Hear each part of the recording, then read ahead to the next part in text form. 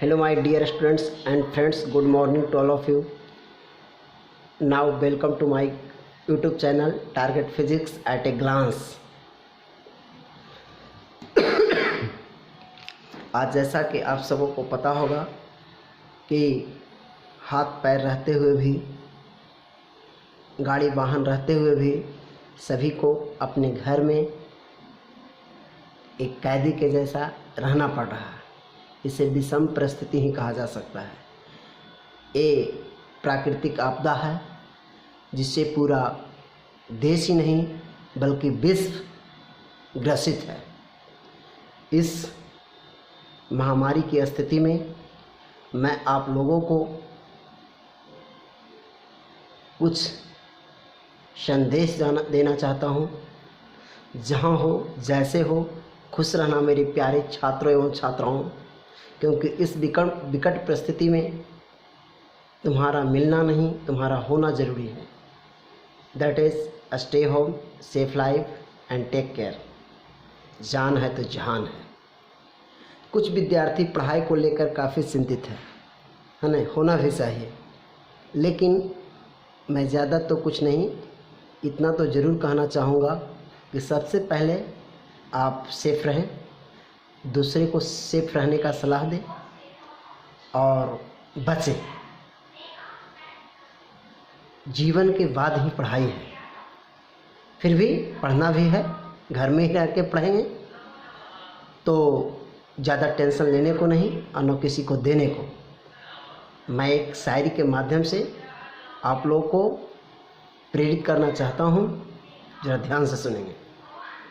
जो हो गया उसे सोचा नहीं करते, जो मिल गया उसे खोया नहीं करते। हासिल उन्हें होती है सफलता जो वक्त और हालात पर रोया नहीं करते। चलिए अब 12th क्लास के लिए फिजिक्स, आपका मोस्ट इम्पोर्टेंट टॉपिक इलेक्ट्रोस्टैटिक्स, जिसका हिंदी होता है अस्थिर वैद्युत की। अस्थिर वैद्युत की इस टॉपिक से बोर्ड में करीब 8 से 7 नंबर के आसपास पूछा जाता है। इसके अंतर्गत 2 चैप्टर हैं। चैप्टर फर्स्ट, जिसके अंतर्गत आप लोग को पढ़ना है इलेक्ट्रिक चार्ज एंड फील्ड्स, विद्युत आवेश एवं क्षेत्र।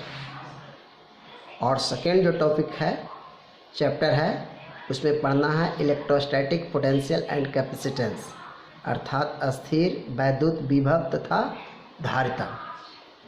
अब हमें देखना है कि चैप्टर फर्स्ट में जो क्या क्या हमें पढ़ना है। तो सबसे पहले जब भी किसी टॉपिक को पढ़ें तो सिस्टमेटिक वे में पढ़ें, क्योंकि साइंस का डिफिनीशन ही कहता है कि the systematic study of any subject is known as science. इस ख्याल से किसी भी टॉपिक को पढ़ें, प्रसन्न मन से पढ़ें, मन को साफ रख कर पढ़ें और सिस्टमेटिक वे में पढ़ें। तो चलिए अब देखते हैं हम लोग। सबसे पहला, किसी भी टॉपिक को अगर पढ़ना चाहेंगे तो हम उसका इंट्रोडक्शन देखेंगे। इंट्रोडक्शन, जिसको हिंदी में परिचय या भूमिका कहते हैं। ठीक, प्रत्येक चैप्टर का एक ऑब्जेक्टिव्स होता है जिसको उद्देश्य बोलते हैं कि आखिर जिस टॉपिक को हम पढ़ने जा रहे हैं उसमें हमें क्या क्या सब टॉपिक्स पढ़ना है या पढ़ना होगा, तो उसे देखना होता है। तो चलिए हम इसी कड़ी में देखते हैं कि आगे इसमें क्या क्या पढ़ना है, क्या क्या पढ़ना है। तो अब इसमें देखिए, जैसे आगे इलेक्ट्रिक चार्ज पढ़ना है, जिसे हिंदी में विद्युत आवेश कहते हैं। इसके आगे फिर पढ़ना है कंडक्टर एंड इंसुलेटर, चालक तथा विद्युत रोधी। फिर इसके आगे पढ़ना है चार्जिंग बाय इंडक्शन, प्रेरण के द्वारा आवेशन। इसके बाद पढ़ना है basic properties of electric charge, अर्थात विद्युत आवेश के मूल गुण। फिर आगे पढ़ना है कूलम्ब्स लॉ, कूलम्ब का नियम। After that forces between multiple charge, बहुल आवेशों के बीच बल, तो अनेक बलों के बीच लगने वाले, अनेक आवेशों के बीच लगने वाले बल के बारे में अध्ययन करेंगे। इलेक्ट्रिक फील्ड के बारे में अध्ययन करेंगे। इलेक्ट्रिक फील्ड लाइंस, अर्थात विद्युत क्षेत्र रेखाएं के बारे में अध्ययन करेंगे। इलेक्ट्रिक फ्लक्स के बारे में पढ़ेंगे। इलेक्ट्रिक डायपोल के बारे में पढ़ेंगे, जिसको हिंदी में विद्युत द्विध्रुव कहते हैं। Dipole in a uniform external field, अर्थात एक समान बाह्य क्षेत्र में द्विध्रुव के बारे में पढ़ेंगे। कंटिन्यूअस चार्ज डिस्ट्रीब्यूशन, सतत आवेश वितरण के बारे में अध्ययन करेंगे। गॉस लॉ, गॉस का नियम के बारे में अध्ययन करेंगे। Application of Gauss law, Gauss के नियम का अनुप्रयोग। इन सभी सब टॉपिक के बारे में अध्ययन करेंगे। और चैप्टर 2 जब आगे बढ़ेंगे तो इसमें हमें पढ़ना है इलेक्ट्रोस्टैटिक पोटेंशियल एंड कैपेसिटेंस, अर्थात जिसका हिंदी होता है स्थिर वैद्युत विभव तथा धारिता। इसके अंतर्गत भी कुछ सब टॉपिक्स हैं जिसे आगे बताया जाएगा। चलिए अब सबसे पहले हम लोग इंट्रोडक्शन पे देखते हैं, परिचय। तो परिचय इस टॉपिक को जो पढ़ने जा रहे हैं जिसका हिंदी होता है अस्थिर वैद्युत की। तो हमारे दैनिक जीवन में विद्युत आवेश का बहुत ही महत्व है। जब शुष्क मौसम में हम अपने स्वेटर या संश्लिष्ट वस्त्रों को शरीर से उतारते हैं तो उस समय चटचट की ध्वनि सुनाई पड़ती है, सुनने को मिलती है, अथवा चिंगारियाँ देखने को भी मिलती है। इतना ही नहीं, कभी कभी विद्युत झटके का संवेदना का अनुभव भी हमें उस समय होती है जब हम किसी कार का दरवाज़ा खोलते हैं। या कह सकते हैं विद्युत आवेश के कारण ही विद्युत विसर्जन की घटना घटित होती है और इसके कारण गर्जन के साथ साथ तड़ित भी दिखाई देता है। इन सबों के बारे में जो अध्ययन करते हैं वह विद्युत आवेश से ही संबंधित है, अर्थात इस टॉपिक जिसका नाम है इलेक्ट्रोस्टैटिक्स, जिसका हिंदी होता है अस्थिर वैद्युत की। चलिए हम अब आगे देखते हैं। इलेक्ट्रोस्टैटिक्स 2 शब्दों से मिलकर बना है, इलेक्ट्रो प्लस स्टैटिक। इलेक्ट्रो का मतलब होता है इलेक्ट्रॉन, इलेक्ट्रॉन का मतलब इलेक्ट्रिक चार्ज, अर्थात इलेक्ट्रॉन पे ही चार्ज होता है, आवेश होता है। स्टैटिक्स मीन्स होता है एट रेस्ट। तो अगर इस पूरे वर्ड को देखा जाए इलेक्ट्रोस्टैटिक्स अस्थिर वैद्युत की, इससे साफ पता चलता है कि इलेक्ट्रोस्टैटिक टॉपिक्स के अंतर्गत हमें अस्थिर आवेशों के बारे में अध्ययन किया जाता है या अस्थिर आवेशों के बारे में हमें अध्ययन करना होगा। तो इसलिए मैंने लिखा है to study about static charge is known as electrostatics. To study about static charge is known as electrostatics. मतलब कहने का अर्थ है कि इलेक्ट्रोस्टैटिक्स के अंतर्गत हम लोग अस्थिर आवेशों के बारे में, स्टैटिक चार्ज अस्थिर आवेशों के बारे में अध्ययन करेंगे, अर्थात वैसा आवेश जो अस्थिर हो अर्थात गतिशील ना हो।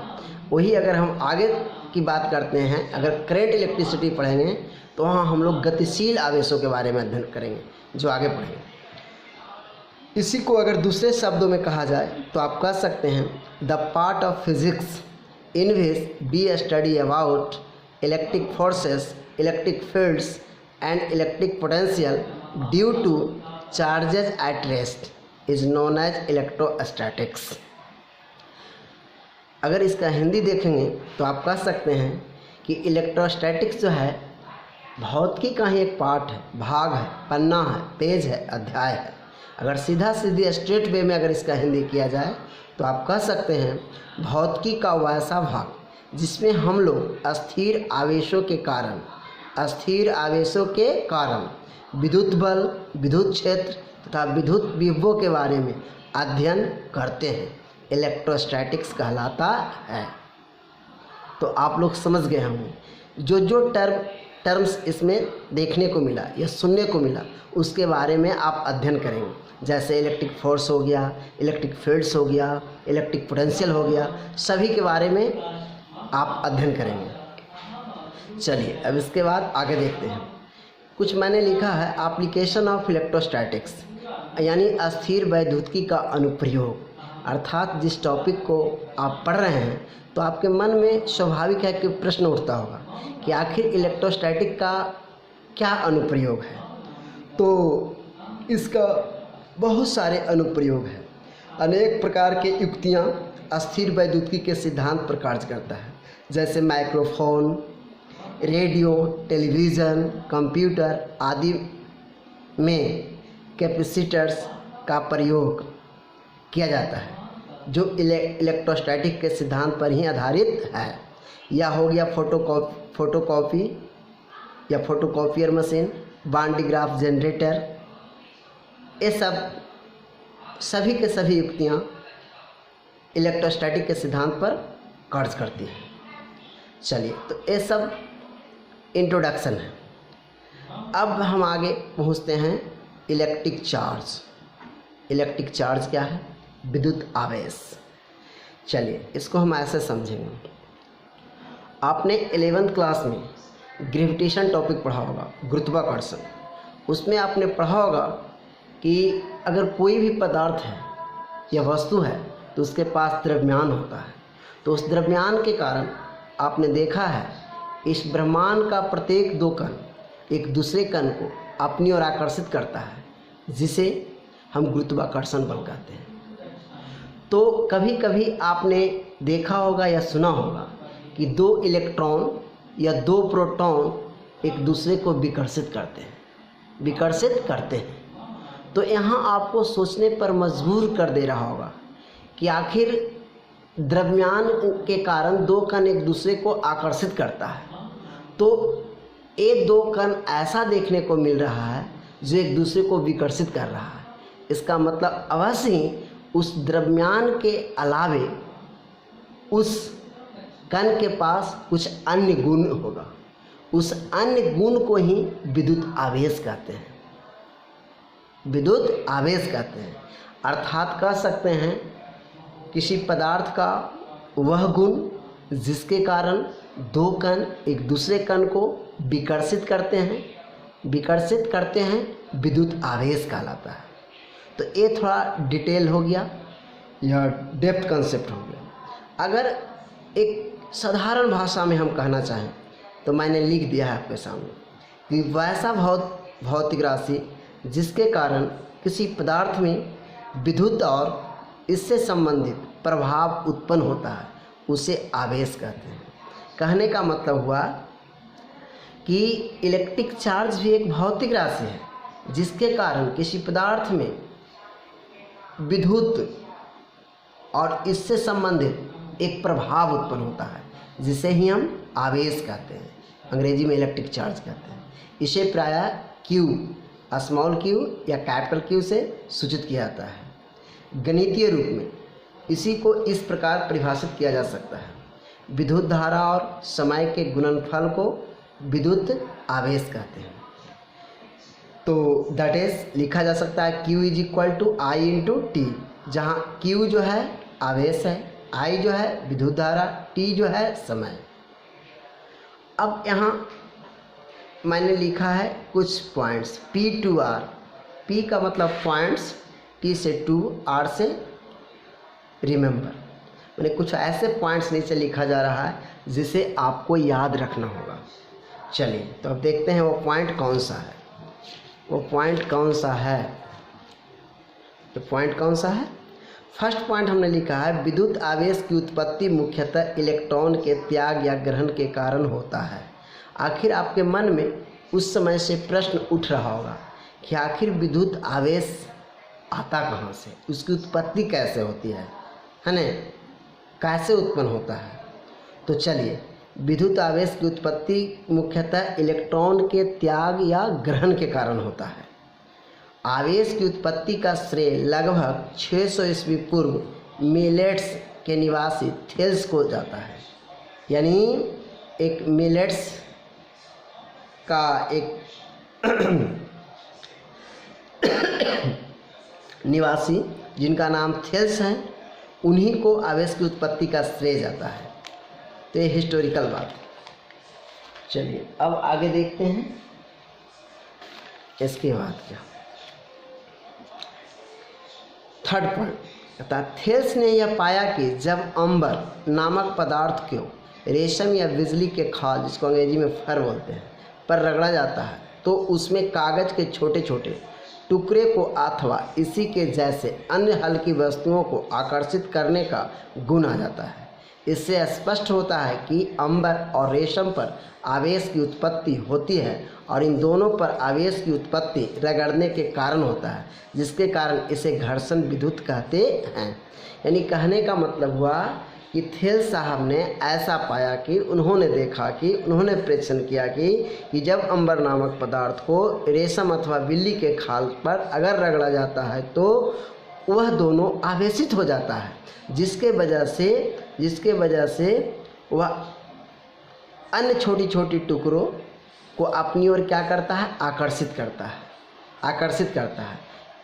इससे स्पष्ट होता है कि वह दोनों क्या आवेशित हो गया। तो रगड़ने के कारण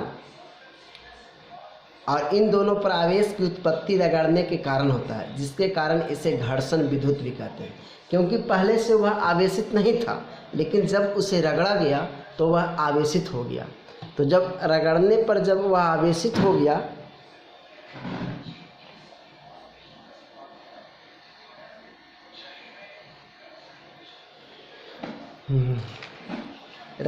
वह आवेशित हो गया, जिसके कारण इसे घर्षण विद्युत कहते हैं। आवेश के प्रकार की व्याख्या डुफे द्वारा किया गया, जबकि इस पर धनात्मक तथा ऋणात्मक चिन्ह की व्याख्या वैज्ञानिक फ्रैंकलिन के द्वारा दिया गया। ये सब चीज़ सिर्फ याद कर लेना है, एक बार पढ़ लेना है, इस मैथमेटिकल कंसेप्ट नहीं है। नेक्स्ट देखेंगे, आवेशों के बीच आरोपित होने वाले आकर्षण एवं प्रतिकर्षण बल की व्याख्या कैवेंडिश नामक वैज्ञानिक के द्वारा दिया गया। इसे याद कर जाना है। विद्युत आवेश की उत्पत्ति के आधुनिक सिद्धांत के अनुसार, हाँ यहाँ ध्यान सुनेंगे, ये मार्केबल पॉइंट है। कहता है विद्युत आवेश की उत्पत्ति के सिद्धांत के अनुसार, कहता है प्रत्येक पदार्थ परमाणुओं से मिलकर बना होता है और परमाणु का निर्माण मुख्यतः 3 कणों जैसे इलेक्ट्रॉन, प्रोटॉन तथा न्यूट्रॉन से होता है। परमाणु विद्युत उदासीन होता है क्योंकि किसी परमाणु में जितने प्रोटॉन होते हैं उतने ही इलेक्ट्रॉन होते हैं, और जबकि प्रोटॉन धनावेशित होता है जबकि इलेक्ट्रॉन ऋणावेशित होता है। इसलिए कुल धनावेश और कुल ऋणावेश तो कटकर शून्य आ जाता है, इसलिए विद्युत उदासीन होता है। विद्युत रोधी पदार्थ को रगड़ने के कारण एक पर पॉजिटिव आवेश तथा दूसरे पर नेगेटिव आवेश साथ साथ उत्पन्न होता है। मतलब अगर किसी विद्युत रोधी पदार्थ को रगड़ते हैं तो एक पर पॉजिटिव तो दूसरे पर नेगेटिव आवेश उसी समय उत्पन्न होता है एवं पॉजिटिव एवं नेगेटिव आवेश का परिमाण बराबर होता है। कुछ एग्जाम्पल देख लेंगे, किस वस्तु को किसके साथ रगड़ेंगे तो कौन पॉजिटिव होगा कौन नेगेटिव। तो आप सीधी यह जान लें कि जब 2 वस्तुओं को आपस में रगड़ा जाता है तो जो इलेक्ट्रॉन का त्याग करेगा तो वह धनावेशित होगा और जो इलेक्ट्रॉन ग्रहण करेगा वह ऋणावेशित होगा। एग्जाम्पल के तौर पे देखते हैं, जैसे अगर लिखें कांच का छड़ धनावेशित होता है। कांच का छड़, अगर किसी कांच के छड़ को सिल्क के कपड़ा से अगर रगड़ते हैं तो कांच का छड़ धनावेशित होगा जबकि सिल्क ऋणावेशित होगा।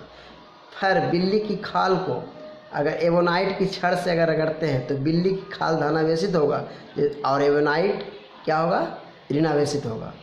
ऊल माने ऊन को अगर प्लास्टिक से रगड़ेंगे तो ऊन क्या होगा, धनावेशित होगा जबकि प्लास्टिक ऋणावेशित। ड्राई हेयर, सूखी बाल को अगर प्लास्टिक की कंघी से अगर रगड़ते हैं तो सूखी बाल जो है वह धनावेशित हो जाएगा जबकि प्लास्टिक अर्थात कंघी वह ऋणावेशित होगा। क्योंकि इसका कहने का मतलब हुआ कि ड्राई हेयर के द्वारा इलेक्ट्रॉन का त्याग किया गया अर्थात वह धनावेशित हो गया, अब प्लास्टिक की कंघी के द्वारा इलेक्ट्रॉन को ग्रहण किया गया इसलिए ऋणावेशित हो गया। तो इस प्रकार हम कह सकते हैं मोटा मोटी कंसेप्ट कि जो इलेक्ट्रॉन ग्रहण करेगा वह ऋणावेशित होगा, जो इलेक्ट्रॉन त्याग करेगा वह धनावेशित होगा। चलिए आप लोग समझ गए। और आगे पढ़ेंगे कि समान प्रकृति के आवेशों के बीच विकर्षण तथा असमान प्रकृति के आवेशों के बीच आकर्षण होता है। इस जानिए आगे बताएंगे basic properties of electric charge, तो उसमें आप लोग को बताया जाएगा कि समान प्रकृति के आवेशों के बीच विकर्षण होता है और असमान प्रकृति के आवेशों के बीच आकर्षण होता है। समान प्रकृति का मतलब धनात्मक आवेश के बीच विकर्षण, ऋणात्मक आवेश के बीच विकर्षण और निगेटिव पॉजिटिव के बीच आकर्षण होता है। चलिए, इस प्रकार अगर हम कुछ क्वेश्चन को देखते हैं, अभी तक आपने जो कुछ पढ़ा, यदि जैसे क्वेश्चन करते हैं कि यदि एक कांच के छड़ को सिल्क पर रगड़ा जाता है तो कांच के छड़ पर प्लस 4.8 × 10.15 कूलम आवेश उत्पन्न होता है, तो सिल्क पर कितना आवेश उत्पन्न होगा। चूँकि आपने पहले पढ़ा था कि जब किसी एक वस्तु को दूसरे के वस्तु के साथ रगड़ा जाता है तो एक पर जितना पॉजिटिव चार्ज होगा उतना ही पे दूसरा पे निगेटिव होगा। तो आप कह सकते हैं कि सिल्क पर -4.8 × 10⁻⁻15 कूलम आवेश उत्पन्न होगा। ठीक। क्वेश्चन 2, यदि किसी वस्तु या पदार्थ पर इलेक्ट्रॉन की संख्या कम हो तो इसका क्या तात्पर्य हो सकता है। जैसे देखिए, आपने पढ़ा था कि अगर कोई भी वस्तु है उदासीन है तो उसमें जितना प्रोटॉन होगा उतना ही इलेक्ट्रॉन होगा, लेकिन इस क्वेश्चन के अनुसार कहा जा रहा है कि इलेक्ट्रॉन की संख्या कम है, अर्थात प्रोटॉन की संख्या ज़्यादा होगा, अर्थात वह धनावेशित होगा। अर्थात वह क्या होगा, धनावेशित, क्योंकि ऋण आवेश से धनावेश ज़्यादा है तो परिणामी क्या होगा, वह धनावेशित हो जाएगा। इसका आंसर क्या होगा, धनावेशित। चलिए, क्वेश्चन 3, आवेशित वस्तुएं ए और बी, आवेशित वस्तुएं ए, बी और सी हैं।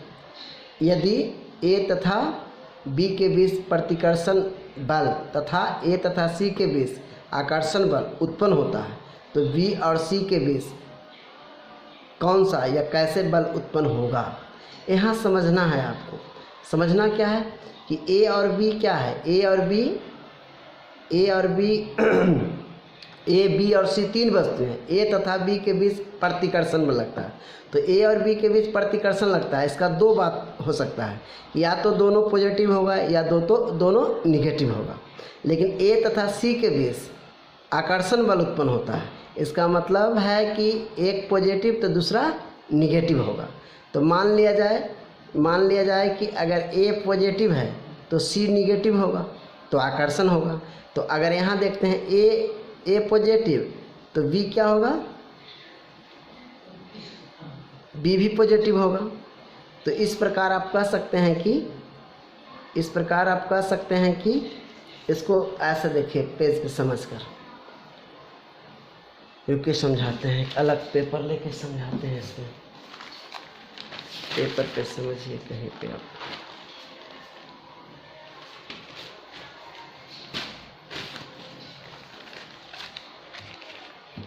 जैसे देखिए, ए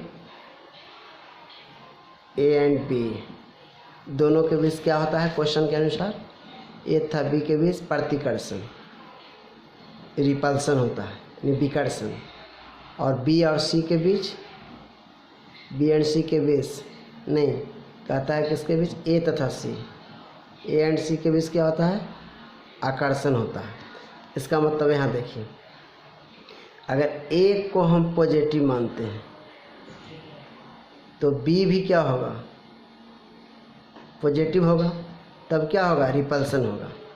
अब चलिए, अगर ए और सी अट्रैक्शन कह रहा है, इसका मतलब ए तो पहले आप पॉजिटिव ले लिए हैं, जबकि सी क्या होना चाहिए, सी निगेटिव होना चाहिए, सी निगेटिव होना चाहिए।